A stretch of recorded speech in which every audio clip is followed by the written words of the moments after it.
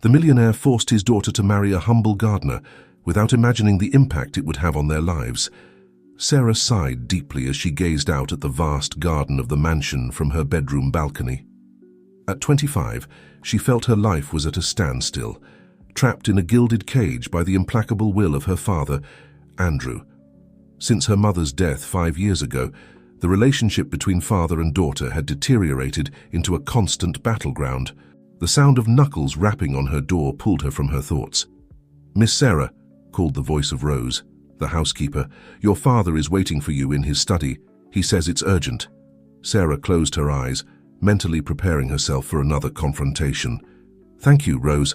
I'll be right there." With determined steps, Sarah walked the long hallways of the mansion until she reached her father's study. She took a deep breath before knocking on the door. "Come in," Andrew's deep voice resonated. As she entered, Sarah found her father standing by the window, his imposing figure silhouetted against the evening light.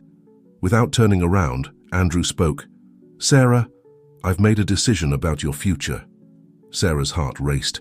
Every time her father uttered those words, her life took a drastic and unwanted turn. "What is it this time, father?" she asked, trying to keep her voice calm. Andrew turned slowly, his cold eyes boring into his daughter's. "You will be married. In a month." Sarah felt as if she'd been punched in the stomach. "What? To whom?" An enigmatic smile played on Andrew's lips. "To Jason, the gardener." Sarah's world stopped for an instant. Jason, the young man who tended the roses and pruned the shrubs. This had to be a cruel joke. "Have you lost your mind?" Sarah exclaimed, disbelief quickly giving way to anger. How can you even suggest such a thing?" Andrew remained impassive in the face of his daughter's outburst. "It's not a suggestion, Sarah. It's a decision that's been made. You will marry Jason and live with him in the service house on the estate grounds." Sarah felt tears threatening to spill, but she refused to show weakness in front of her father. "Why are you doing this? Is it some kind of twisted punishment?" "On the contrary," Andrew replied, his voice laden with an irritating calm. "It's a lesson you need to learn. You've lived too long in a bubble of luxury and privilege. It's time you understand the value of hard work and a simple life." Sarah couldn't believe what she was hearing. Her father had always been controlling, but this was madness. "You can't force me," she defied, though deep down she knew her father had ways of getting what he wanted. Andrew approached his desk and pulled out an envelope. "I can and I will. If you refuse, all your accounts will be frozen and you'll be disinherited. You'll have to face the world without a penny to your name." Sarah felt the ground move beneath her feet. Her father had her cornered and she knew it. "And Jason?" she asked, clinging to a last thread of hope. "What does he say about all this?" "Jason has accepted," Andrew replied with a satisfied smile. "Tomorrow you'll meet him formally as your fiancé." Unable to contain her tears any longer, Sarah ran out of the study. As she ran through the hallways, her mind was a whirlwind of emotions. How could her father do this to her? And why had Jason accepted? What Sarah didn't know was that at that very moment, Jason was sitting in the small kitchen of the service house, his head in his hands, fighting his own internal battle.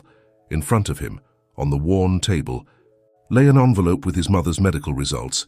Advanced stage cancer. The treatment that could save her life was out of his reach, until Andrew made him the offer that would change his and Sarah's lives forever. As night fell over the mansion, two tormented souls prepared for a future neither had chosen, but which was about to unite them in ways they could never have imagined. The next morning dawned grey and cloudy, as if the sky reflected Sarah's mood. She dressed mechanically, choosing a simple black dress that perfectly expressed her mourning for the life she was about to lose. When she descended the stairs, she found her father waiting for her in the foyer. "Good morning, Sarah," Andrew greeted with a smile that didn't reach his eyes. "It's time for you to formally meet your fiancé." Sarah didn't respond, silently following her father to the garden. There, next to a rose bush in full bloom, stood Jason. Sarah had seen him many times before, but had never paid him real attention. Now she observed him with new eyes.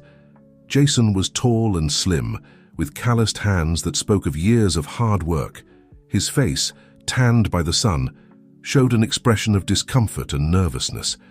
When he saw Sarah and Andrew approaching, He straightened up, trying to appear more confident than he really felt. "Jason," Andrew called. "Come here, boy."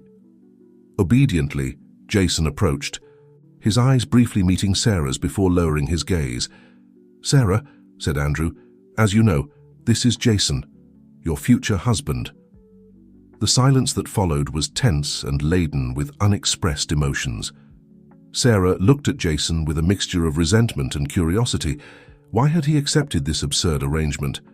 "I'll leave you to get to know each other better," Andrew announced, retreating with a satisfied smile. Once alone, Sarah could no longer contain her frustration.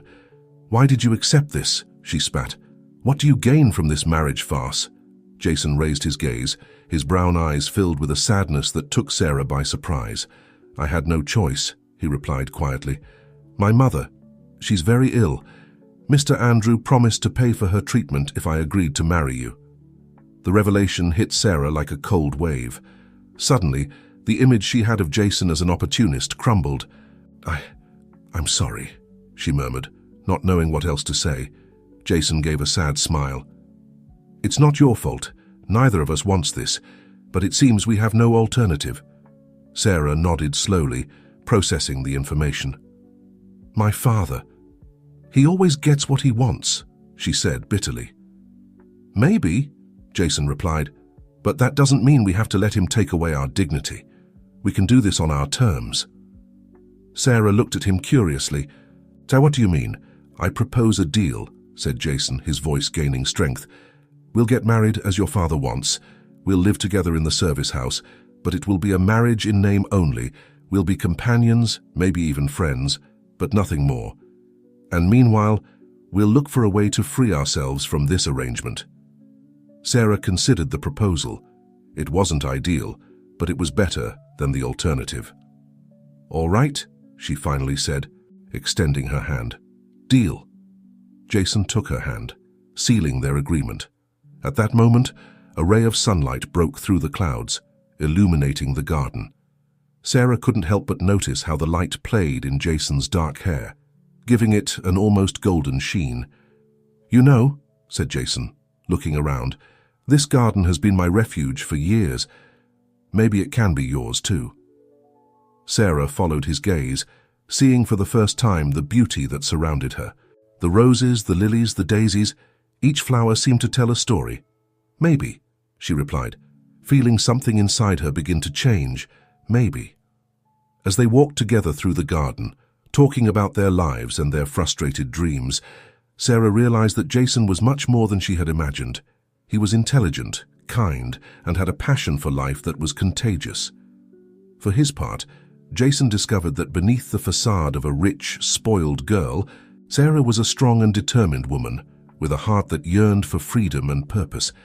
As the day progressed, both felt that, despite the circumstances, they might have found an unexpected ally in each other. What neither of them knew was that Andrew was watching them from the window of his study, an enigmatic smile on his lips. His plan was in motion, and soon, very soon, all the pieces would fall into place. The days flew by, and before Sarah and Jason could fully process it, their wedding day arrived. The Blackwell mansion had been transformed into a scene of luxury and opulence, a facade that hid the true nature of the event. Sarah found herself in her room, looking in the mirror while Rose, the housekeeper, adjusted the final details of her wedding dress. The reflection that stared back at her was that of a beautiful but tormented woman, with eyes that shone not with happiness, but with determination. "You look lovely, Miss Sarah," said Rose with a sad smile. Aware of the true situation, Sarah tried to smile, but the gesture didn't reach her eyes. "Thank you, Rose. At least one of us can pretend this is a happy occasion." At that moment, someone knocked on the door. It was Andrew. "Ready, my daughter?" he asked with a smile that Sarah thought looked more like a grimace. "As ready as one can be for a farce," Sarah responded bitterly. Andrew frowned. "This attitude of yours has to change, Sarah. It's for your own good." Sarah bit her tongue, knowing that arguing would serve no purpose. In silence, she took the arm her father offered, and together they descended the stairs towards the garden, where the ceremony would take place. The garden, normally a haven of peace and beauty, had been transformed into a fairy tale setting.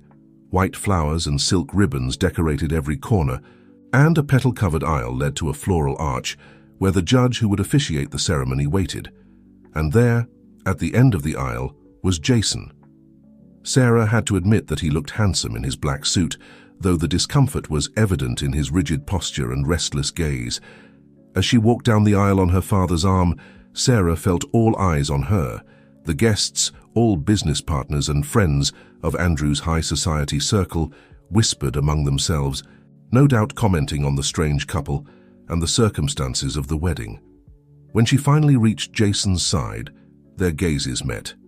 In his eyes, Sarah saw reflected her own mixture of resignation and determination. Without words, they communicated a clear message: "We're in this together." The ceremony passed like a blurry dream for Sarah.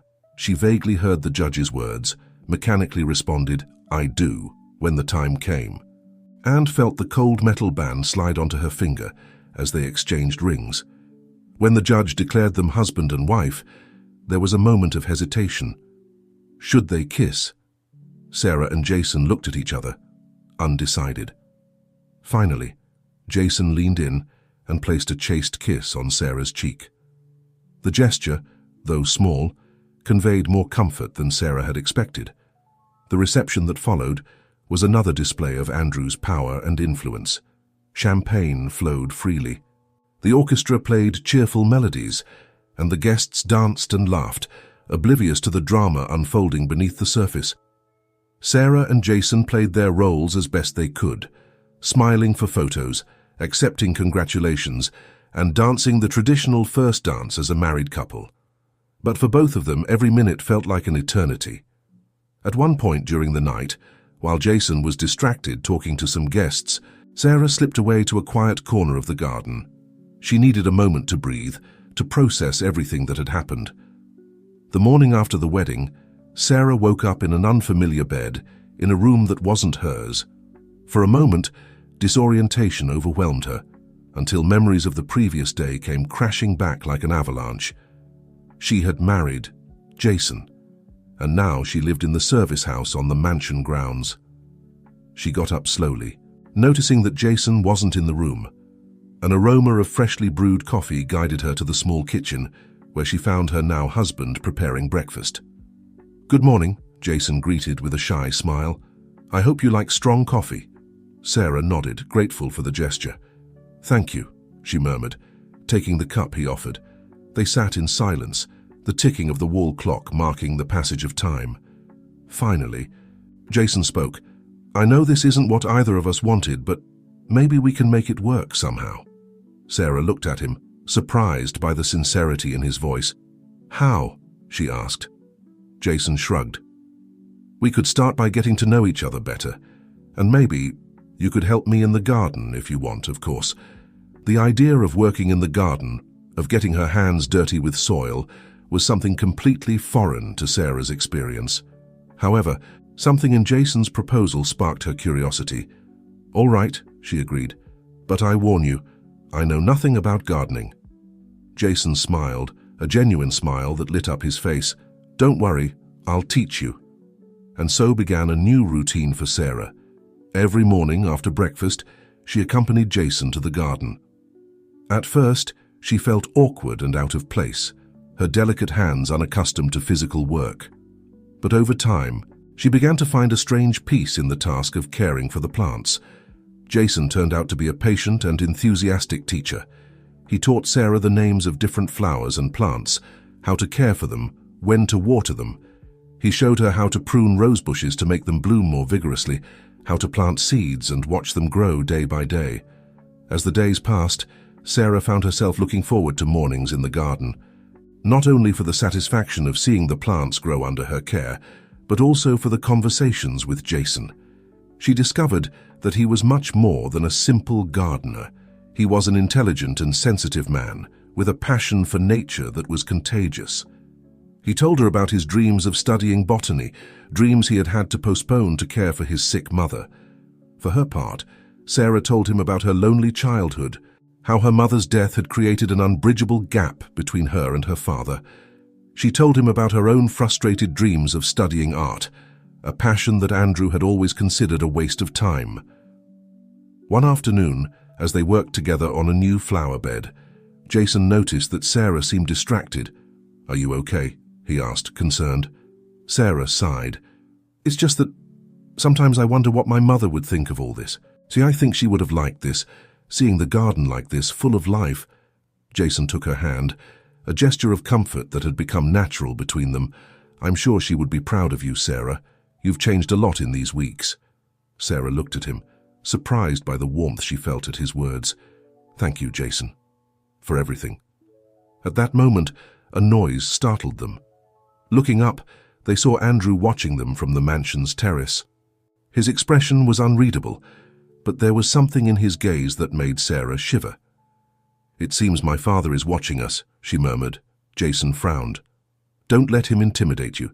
This is our space, our garden." Sarah nodded, grateful for the strength Jason transmitted. Together, they returned to their task, aware of Andrew's gaze upon them, but determined not to let it affect them. What neither of them knew was that Andrew wasn't the only one watching them.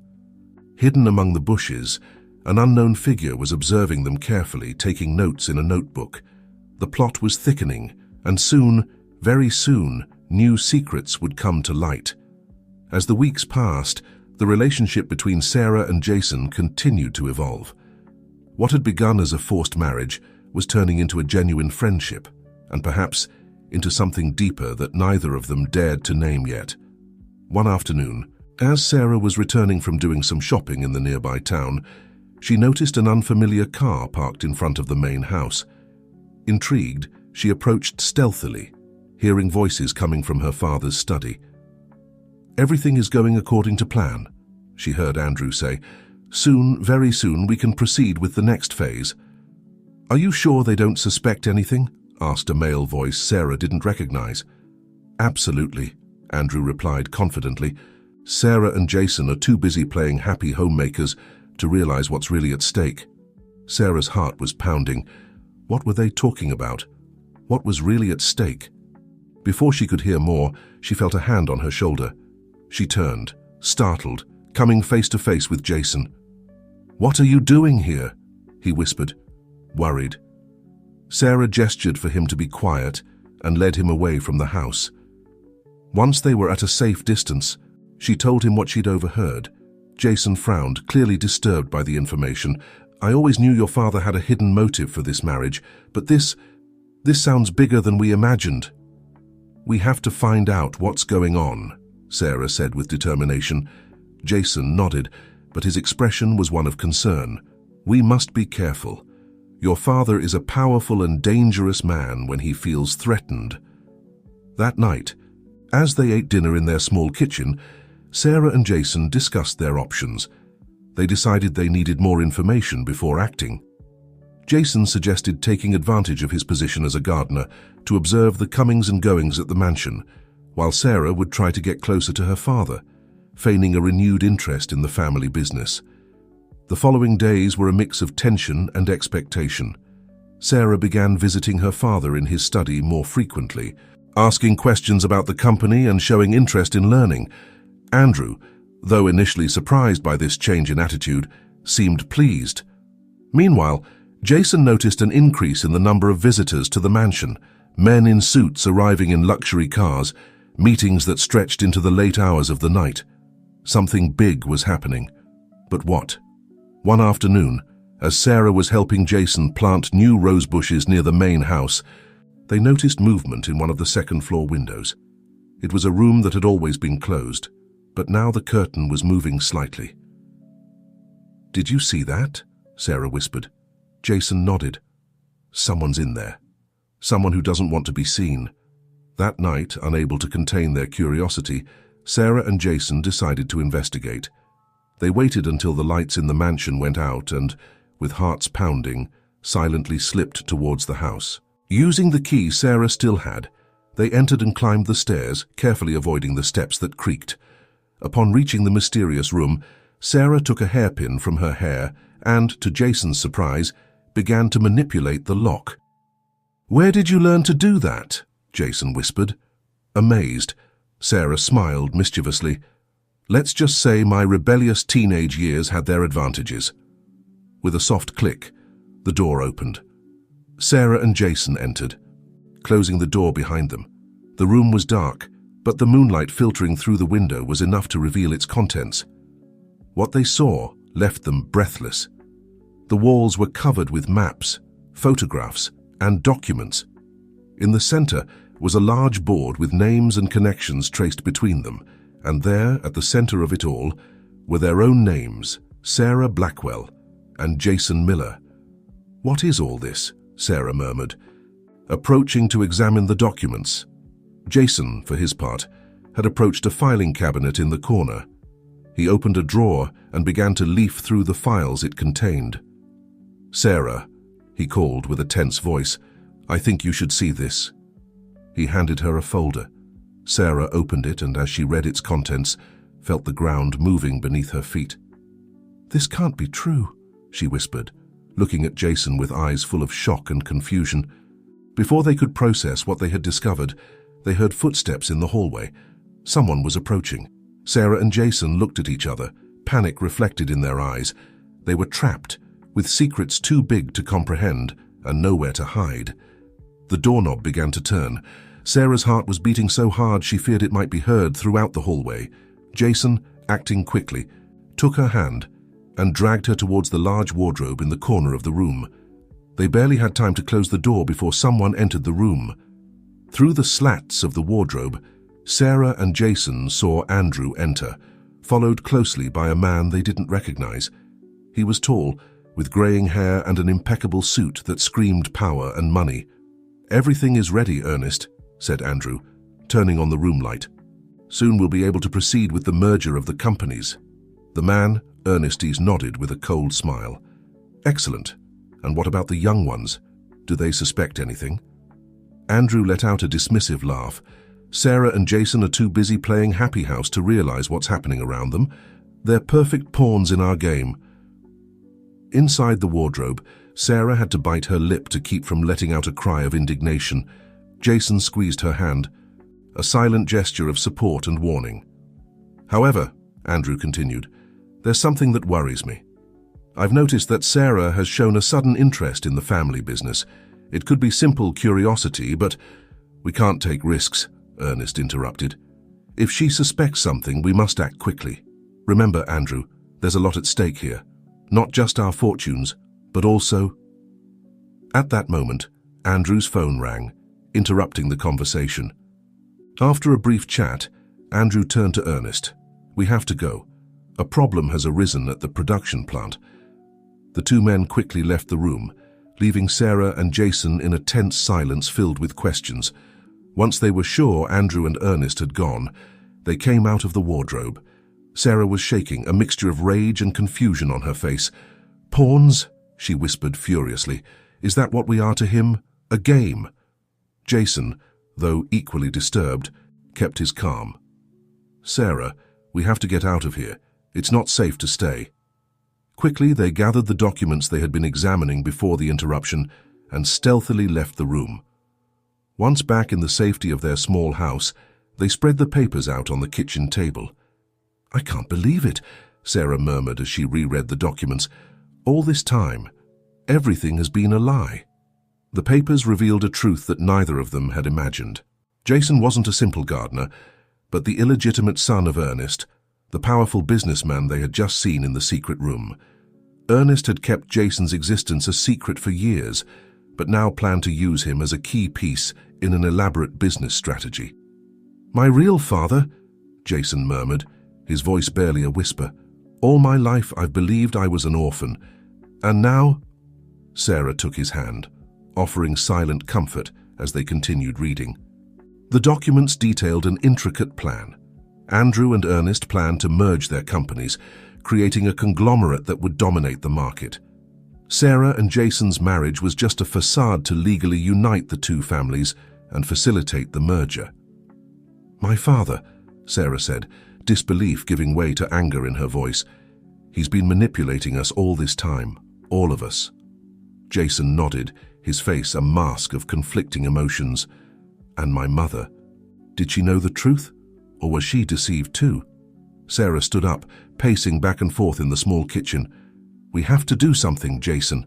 We can't let them get away with this." "I agree," said Jason, his voice gaining determination. "But we have to be careful. If Andrew and Ernest discover that we know the truth, they could be dangerous," Sarah finished for him. They looked at each other, the realization of their situation falling heavily upon them.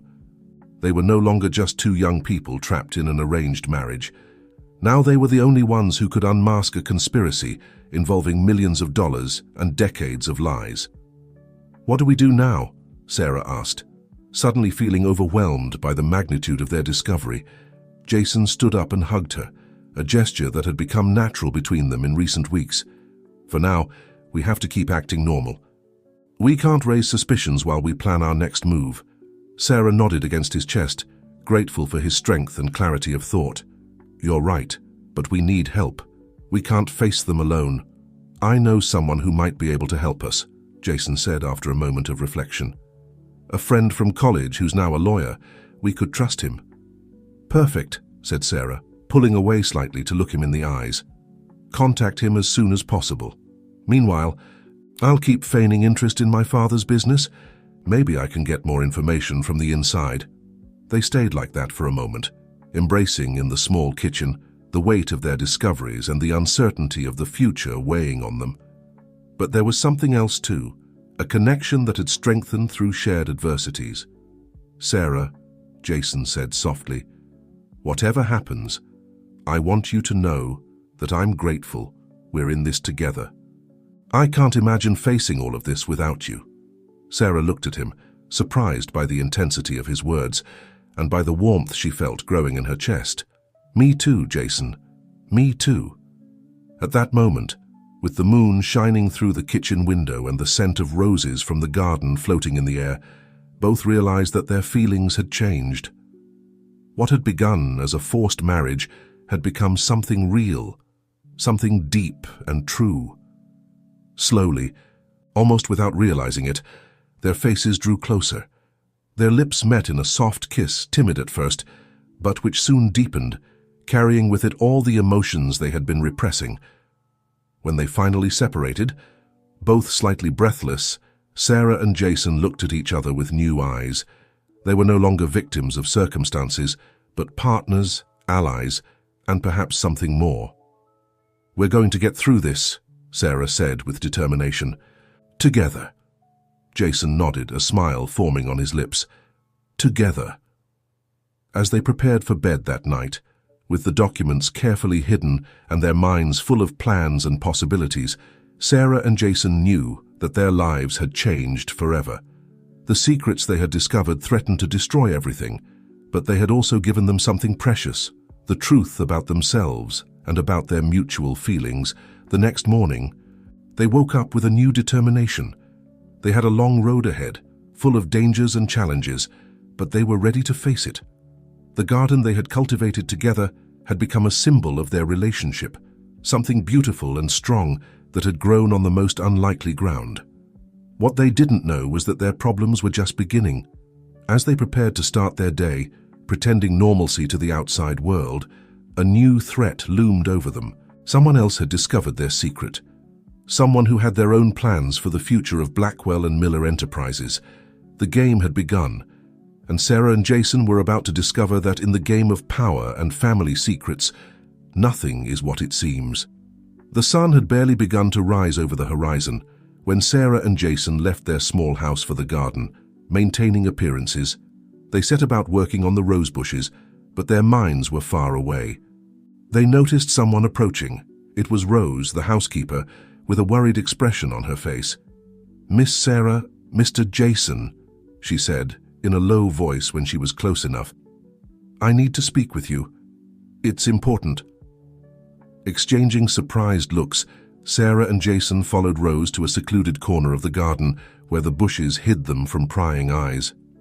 "I overheard you last night," Rose confessed, her voice barely a whisper. "I know you discovered the truth about Mr. Ernest and Mr. Andrews' plans." Sarah and Jason tensed, alarmed by the revelation, but before they could say anything, Rose continued, Don't worry, I'm on your side. I've worked for the Blackwell family for decades, and I've seen things that have made me question Mr. Andrews' integrity. Why are you telling us this now?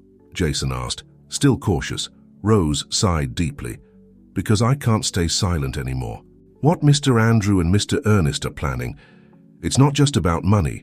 There's something bigger at stake, something that could affect many innocent people. Sarah took the older woman's hand, who had been like a second mother to her since her own mother's death. Rose, what exactly do you know? Not all the details, Rose admitted, but I know that the merger of the companies is just the tip of the iceberg. They're planning something that involves protected lands, natural resources, and they don't care who they have to hurt to achieve it. Jason and Sarah exchanged concerned looks. The situation was even more serious than they had imagined. We need your help, Rose, said Jason. Can you get us more information from inside the house? Rose nodded with determination. I'll do what I can, but you must be careful. Mr. Andrew has hired additional security. I think he suspects someone might be investigating his affairs. After agreeing on a secure communication system with Rose, Sarah and Jason returned to their tasks in the garden, their minds spinning with this new information. That afternoon, while Sarah distracted her father with questions about the company, Jason slipped away to meet his lawyer friend, Charlie, at a discreet cafe in the city center. This is pure dynamite. Jason, Charlie said after reviewing the documents, with this we could bring Andrew and Ernest to justice, but we need more evidence, especially about those plans involving protected lands. What do you recommend? Jason asked, eager for a plan of action. Charlie thought for a moment. We need someone inside the company, someone who can access confidential files without raising suspicion. Jason smiled, thinking of Sarah. I think we have the perfect person for that. Meanwhile, back at the mansion, Sarah was in her father's study, feigning interest in some financial reports when she noticed something odd. A name on one of the documents caught her attention, Project Phoenix. Father, she asked casually, what's Project Phoenix? I don't recall seeing it before in the reports. Andrew visibly tensed for a moment before regaining his composure. Oh, it's just a new development project. Nothing to worry about, dear. But Sarah could see the lie in his eyes. There was something more, something big, behind that code name. That night, when Jason returned, Sarah told him about Project Phoenix. They decided that would be their next target for investigation. What they didn't know was that while they were planning their next move, someone else was watching. From the shadows of the garden, an unknown figure was observing them, taking notes and making quiet phone calls. The web of lies and secrets was becoming increasingly complex, and Sarah and Jason were about to discover that in this game of power and deception, allies could turn into enemies in the blink of an eye. As they prepared for bed, exhausted by the day's emotions and revelations, Sarah and Jason couldn't imagine that the real danger was just beginning. Project Phoenix was more than it seemed, and unraveling its secrets would lead them down a path from which there would be no turning back. The following days were a careful dance of covert investigation and maintaining appearances. Sarah, taking advantage of her new interest in the family business, spent hours in her father's study, absorbing all the information she could while searching for clues about the mysterious Project Phoenix. Jason, for his part, used his position as gardener to observe the comings and goings at the mansion, noting patterns in the visits of businessmen and local politicians. With Rose's help, who passed them information from conversations overheard in secret, they slowly began to piece together the puzzle. One afternoon, while Sarah was reviewing some files on her father's computer, taking advantage of his absence, she came across an encrypted folder. With her heart racing, she used the skills she had learned in her rebellious teenage years to hack into the system. What she found left her breathless. Project Phoenix was much more than a simple real estate development. It was a master plan to divert a river, destroying a protected ecosystem in the process and displacing entire communities, all for the control of valuable water and mineral resources. With trembling hands, Sarah copied the files onto a USB drive and hurriedly left the study. She needed to tell Jason immediately, but upon reaching the garden, she encountered an unexpected scene. Jason was talking to a man she didn't recognize, As she approached, she heard fragments of their conversation. "You have to understand, Jason. It's your birthright," the man was saying. "I don't care," Jason replied firmly. "I want nothing to do with that man or his money." Sarah cleared her throat, alerting the two men to her presence. Jason turned to her, his face a mixture of surprise and concern. "Sarah," he said, "this is Sam, Ernest's lawyer, my biological father." The man extended his hand to Sarah with a smile that didn't reach his eyes. "A pleasure to finally meet you, Mrs. Miller, or should I say, future Blackwell Miller heiress." Sarah shook his hand cautiously, her mind working at full speed. What was Ernest's lawyer doing here? Did they suspect something? "Jason," Sam continued, "think about what I've told you. Ernest is willing to publicly acknowledge you as his son. You would have access to resources you can't even imagine." "I've already told you," Jason replied through gritted teeth. "I'm not interested. My life is here now." Sam sighed, casting a meaningful glance towards Sarah. "I understand, but remember, Jason, offers like this don't last forever. I'll be in touch." With a final evaluating look at Sarah, Sam left, leaving the couple in tense silence. "What was all that about?" Sarah asked once they were alone. Jason ran a hand through his hair, visibly agitated. "Ernest wants to publicly acknowledge me as his son. He says he wants to make things right after all these years." Sarah frowned. "And what do you think?" "I think it's a trap," Jason replied firmly. "I don't trust him or his motives. But," he paused, looking at Sarah with concern, "this could be an opportunity. If I accept, I could have access to information that would help us stop Project Phoenix." Sarah felt a chill run down her spine. With everything that had happened, she had almost forgotten about the USB drive in her pocket. "Speaking of that," she said, lowering her voice, "I found something big." Quickly, she told Jason about the files she had discovered. His eyes widened with surprise and horror as Sarah detailed the plans of Project Phoenix. "This is worse than we imagined," Jason murmured. "We have to do something, and soon." "But what?" Sarah asked. "If we go to the police with this, your father, Ernest, could find out and destroy the evidence before we can prove anything." Jason nodded, his mind working quickly. "We need more proof, something they can't deny or make disappear. And I think I know how to get it." "How?" "I'm going to accept Ernest's offer," Jason said with determination. "I'll become his official son and use that position to obtain the information we need." Sarah looked at him with a mixture of admiration and concern. "Jason, that's very dangerous. If they discover what you're doing..." "It's a risk we have to take," Jason interrupted, taking Sarah's hands in his. "But we can't allow them to destroy lives and ecosystems out of greed. Besides," he added with a small smile, "I have an advantage they don't know about." "What's that?" Sarah asked, intrigued. "You," Jason replied, pulling her closer.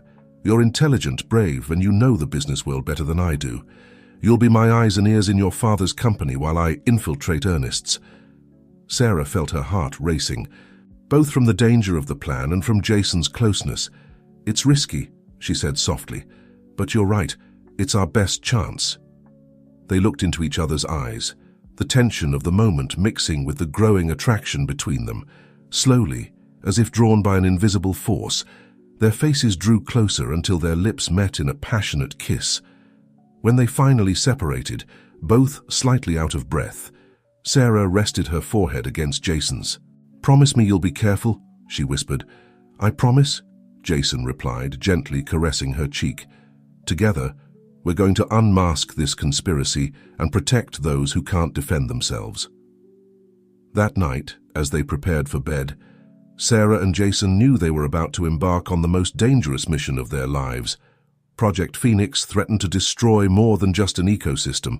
It threatened to destroy lives, communities, and the very future itself. But as they embraced in the darkness, they found strength in their union. What had begun as a forced marriage had become a powerful alliance, forged in the fire of adversity and tempered by a growing love. What they didn't know was that their enemies were closer than they thought. In the main mansion, Andrew was receiving a call that would change the course of events. "Mr. Blackwell," said a voice on the other end of the line. "We have reason to believe your daughter and son-in-law are investigating Project Phoenix. How do you want us to proceed?" Andrew frowned, his face hardening with determination. "Watch them closely. If you confirm they know something, eliminate the threat. We can't allow anything to stand in our way." As he hung up the phone, Andrew looked out the window towards the small house where his daughter and Jason slept, unaware of the danger looming over them. The game had entered a new phase, and the stakes had never been higher. The following days were a whirlwind of activity for Sarah and Jason. While Jason prepared for his official reunion with Ernest, Sarah intensified her presence in her father's company, absorbing all the information she could about Project Phoenix and its ramifications. On a sunny morning, Jason found himself standing in front of the imposing Miller Enterprises building, nervously adjusting his tie. It was the first time he had entered there as Ernest's recognized son, and the sensation was surreal. "Welcome, Mr. Miller," the receptionist greeted him with a rehearsed smile. "Your father is waiting for you in the boardroom." Jason nodded, swallowing hard as he headed towards the elevator. On the way, he couldn't help but notice the curious glances and whispers from the employees. The news of his discovery as Ernest's son had spread like wildfire in the business world. Upon entering the boardroom, Jason came face to face with Ernest and a group of high-ranking executives. The similarity between their features was undeniable, and for a moment, Jason felt a pang of emotion that he quickly suppressed. "Ah, Jason," Ernest exclaimed, rising to greet him with a hug that felt more like a publicity stunt than a genuine gesture. "Welcome to the family, officially." The next few hours were a whirlwind of introductions, explanations about the company structure, and discussions about the role Jason would play in the future. Although he maintained a facade of interest and gratitude, his mind was focused on a single objective: finding evidence of Project Phoenix. Meanwhile, at Blackwell Enterprises, Sarah found herself in an equally tense situation. Sitting in a board meeting, she listened with disguised attention as her father and other executives discussed territorial expansion and resource acquisition. "Project Phoenix is our #1 priority," Andrew declared firmly. "We need to secure those lands before anyone else discovers their true value." Sarah felt a chill run down her spine. Each new piece of information confirmed the magnitude and cruelty of the plan her father and Ernest had devised. That night, when Jason and Sarah finally reunited in their small house, they shared their discoveries in urgent whispers. "They're planning to start diverting the river in less than a month," Sarah reported, her voice tense with worry. "If we don't stop them soon, it'll be too late." Jason nodded, his face grim. "Ernest mentioned an important meeting next week with some local politicians. I think that's where they plan to seal the deal. We have to be there," Sarah said with determination. "Somehow, we have to record that meeting. It'll be the proof we need." As they discussed the details of their plan, they didn't notice the shadow moving outside their window. A man hired by Andrew to watch them listened to every word with growing interest. The following days were a race against time. Sarah and Jason, with the help of Rose and Jason's lawyer friend, Charlie, worked tirelessly to gather evidence and prepare for the crucial meeting. The night before the big day, as they reviewed their plan one last time, Sarah noticed that Jason seemed distant. "Are you okay?" she asked, taking his hand. Jason looked at her, his eyes full of conflicting emotions. "It's just that, in these days, working in Ernest's company, sometimes I wonder how my life would have been if he had acknowledged me from the beginning, if I had grown up as part of that family." Sarah felt a pang of unease. "Do you regret anything?" Jason shook his head vehemently. "No, not at all. In fact, I'm grateful that things happened the way they did, because they led me to you." They looked at each other intensely, the unspoken words floating between them. Slowly, they drew closer until their lips met in a passionate kiss, charged with all the love and tension accumulated over the past weeks. When they separated, slightly breathless, Jason caressed Sarah's cheek. "Whatever happens tomorrow, I want you to know that I love you, that you're the best thing that's ever happened to me." Sarah felt tears welling up in her eyes. "I love you too, Jason. Together, we're going to get through this." They embraced tightly, finding strength and comfort in each other's arms. Tomorrow they would face their greatest challenges, but tonight they had each other. What they didn't know was that their enemies were also preparing. In his office, Andrew was receiving the report from the spy who had been watching the couple. "Sir," the man said, "they have evidence. They plan to expose everything at tomorrow's meeting." Andrew frowned, his face hardening with cold determination. "Then we'll have to make sure they never reach that meeting. Do whatever is necessary." As the night progressed, danger crept ever closer to Sarah and Jason. The next day would determine not only the fate of Project Phoenix, but also their own lives. The dawn of the decisive day arrived with a palpable tension in the air. Sarah and Jason prepared in silence, each immersed in their own thoughts and fears. The plan was risky. Jason would attend the meeting as Ernest's newly recognized son, while Sarah would infiltrate the security control room with Rose's help to access the cameras and record the evidence they needed. "Be careful," Jason whispered, hugging Sarah tightly before departing. "You too," she responded, kissing him softly. "See you on the other side." With a final handshake, they separated, each heading towards their destination. Jason arrived at the Miller Enterprises offices with his heart racing. The security guard greeted him with a nod, allowing him passage without problems. "They're all waiting for you in the conference room, Mr. Miller," he informed him.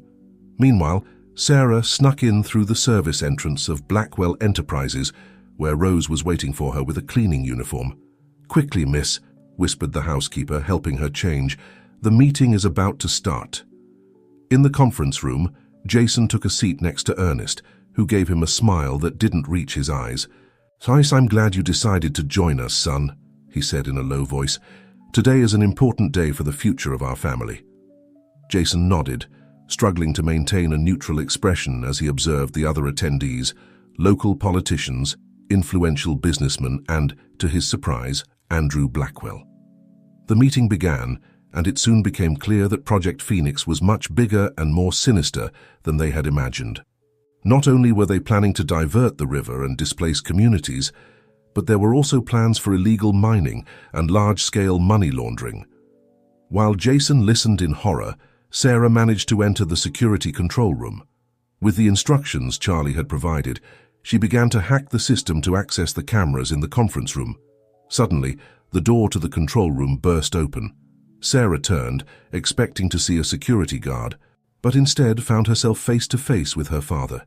"Dad," she gasped, her mind working frantically to find an excuse. Andrew looked at her with a mixture of disappointment and cold determination.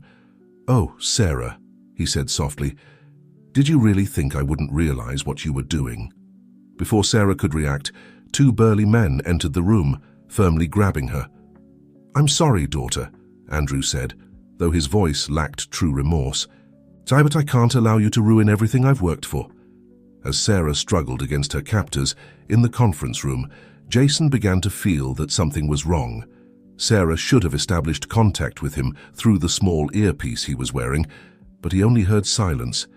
Ernest was in the middle of an explanation about how they planned to persuade the last property owners who were resisting selling their lands when Andrew's phone rang.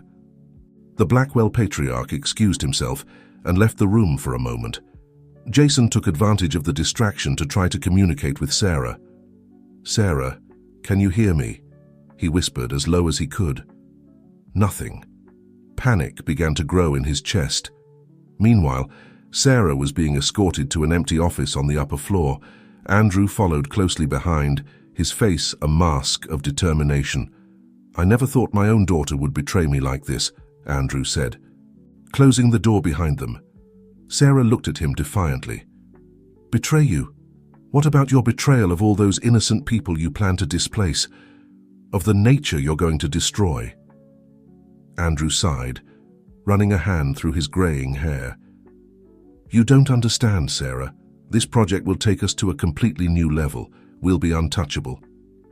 "At what cost, Dad?" Sarah asked, her voice breaking slightly. "Your humanity, your soul." For a moment, Sarah thought she saw a flicker of doubt in her father's eyes, but it vanished as quickly as it had appeared. "I'm sorry, daughter," Andrew said, heading for the door, "but I can't allow you to interfere. Stay here until everything is over." With that, he left the office.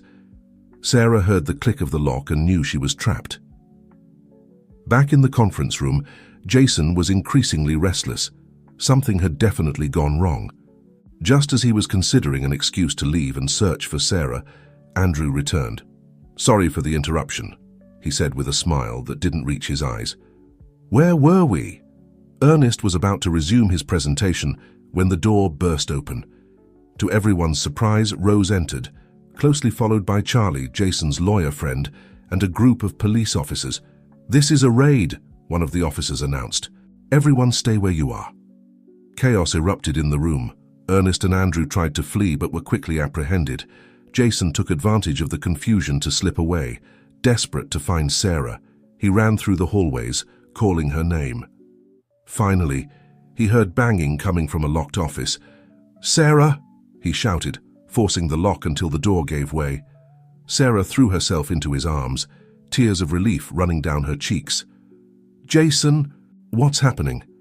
"Rose," Jason explained quickly as he guided her out of the office. She and Charlie had a backup plan. They contacted the authorities and gathered enough evidence to justify a raid.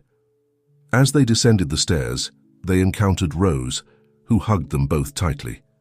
"Thank God you're all right," the housekeeper said, her voice trembling with emotion. In the building's lobby, they saw Andrew and Ernest being handcuffed and escorted out. Andrew's eyes met Sarah's for a moment, a mixture of regret and resignation in his gaze.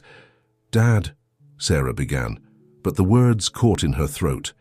"I'm sorry, Sarah," Andrew said softly as he was led away. "I should have listened to you."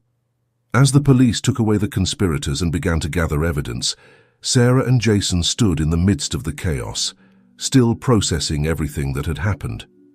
"It's over," Jason whispered, squeezing Sarah's hand. "We did it." Sarah nodded, resting her head on Jason's shoulder. "Yes, but at what cost?" As the sun began to set, bathing the city in golden and reddish hues, Sarah and Jason knew that this wasn't the end, but the beginning of a new chapter in their lives. They had unmasked a conspiracy, saved entire communities and a vital ecosystem, but they had also lost much in the process. However, as they looked into each other's eyes, they found strength and hope in their mutual love. Together, they could face any challenge the future held for them. What they didn't know was that, in the shadows, a figure was watching everything with interest. Someone who had been pulling the strings from the beginning and whose true identity and motives were yet to be revealed. In the days following the dramatic raid, Sarah and Jason found themselves at the center of a media whirlwind. The exposure of Project Phoenix and the corruption surrounding it had become the scandal of the year, and everyone wanted to talk to the young couple who had uncovered it all. Sitting in the small living room of their house, surrounded by newspapers detailing the case, Sarah and Jason tried to process everything that had happened. "I still can't believe we actually did it," Sarah said, leafing through an article that described them as modern-day heroes. Jason took her hand, squeezing it gently. "We did it together, but I know it's not easy for you to see your father like this." Sarah nodded, her eyes clouding with unshed tears.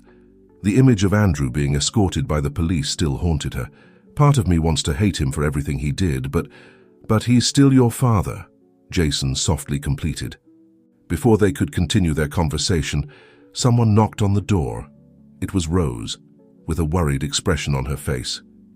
"Miss Sarah, Mr. Jason," she said hurriedly. "You need to see this." She handed them a manila envelope. Inside, they found documents and photographs that chilled their blood. They were evidence that Project Phoenix was just the tip of the iceberg. There was a much larger network of corruption and organized crime, extending far beyond Blackwell and Miller Enterprises. "Where did you get this, Rose?" Jason asked, reviewing the papers with disbelief. Rose seemed to hesitate for a moment before answering. "From your mother, Miss Sarah." Sarah looked up, surprised. "My mother? But she died years ago." Rose shook her head, tears forming in her eyes. "No, my child, your mother is alive, and she's been working all these years to expose this network of corruption. The revelation fell like a bomb. Sarah felt the world spinning around her. What? But how? Why? Rose then told them a story that seemed straight out of a spy novel. Sarah's mother, Emily, had discovered the truth about Andrew's shady business years ago. When she tried to confront him, Andrew threatened her. To protect her daughter, Emily faked her own death and went underground, working tirelessly to gather evidence and dismantle the corruption network from within. "Your mother has been watching over you all this time, Sarah," Rose said softly. "She was the one who asked me to help you, who gave us the information for the raid." Jason, who had been listening in silence, suddenly understood something. The figure in the shadows, the person who was watching us in the garden. Was it her? Rose nodded. "Emily never stopped protecting you, Sarah. And now, with Project Phoenix exposed, she believes it's finally safe to come out into the open." As if on cue, the door slowly opened, and there, after so many years, stood Emily Blackwell. Sarah remained paralyzed, unable to move or speak. Emily, her hair now streaked with grey and lines of worry on her face, took a hesitant step forward. "Sarah, my darling," she said softly, her voice breaking with emotion, with a choked sob. Sarah threw herself into her mother's arms. Years of pain, confusion, and loss melted away in that embrace. Jason watched the scene with a mixture of amazement and emotion. When mother and daughter finally separated, Emily turned to him. "Thank you for taking care of my daughter," she said, extending her hand, "and for helping her uncover the truth." As the night progressed, Emily told them the whole story. She spoke of the corruption network that extended to the highest levels of government and business. She told them how she had worked tirelessly for years, gathering evidence and building a network of allies. "But you two," she said, looking proudly at Sarah and Jason, "you were the key. Your courage in confronting Project Phoenix was what finally gave us the opportunity to act." Sarah, who had been processing everything in silence, finally spoke. "And now what?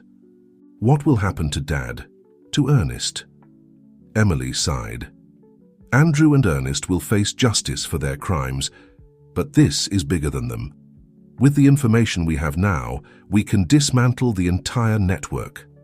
Jason, always practical, asked, "And us?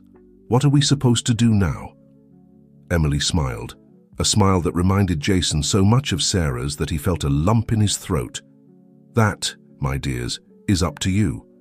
But if you're willing, we could use your help to rebuild the companies ethically, to repair the damage done and help the affected communities."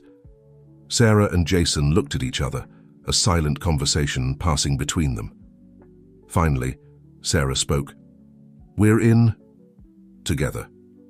As dawn peeked through the window, bathing the room in a golden light, the four of them, Sarah, Jason, Emily, and Rose, sat down to plan the future.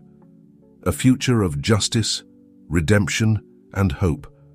But even as they celebrated this reunion and the beginning of a new chapter, none of them realized that, once again, they were being watched. In a building across the street, a solitary figure was observing them through binoculars. "Enjoy your victory for now," the figure muttered to itself, "because this is far from over." The shadow of a new threat loomed over them, one that would test their love, their loyalty, and everything they had fought for. The months that followed the fall of Project Phoenix and Sarah's reunion with her mother were a whirlwind of activity. Sarah and Jason, with Emily's guidance, embarked on the monumental task of rebuilding Blackwell and Miller Enterprises from the ground up, this time on a foundation of ethics and social responsibility. It wasn't an easy path. The shadow of past corruption still weighed on them, and many in the business world looked at them with skepticism. But little by little, with determination and hard work, they began to gain the trust of employees, investors, and the public. One sunny afternoon, as they supervised the construction of a new community center in one of the areas that Project Phoenix would have destroyed, Sarah turned to Jason with a smile. "You know, when my father forced us to marry, I never imagined we'd end up like this," she said, intertwining her fingers with his. Jason smiled, remembering those tense first days in the garden, Life has a curious way of surprising us, doesn't it?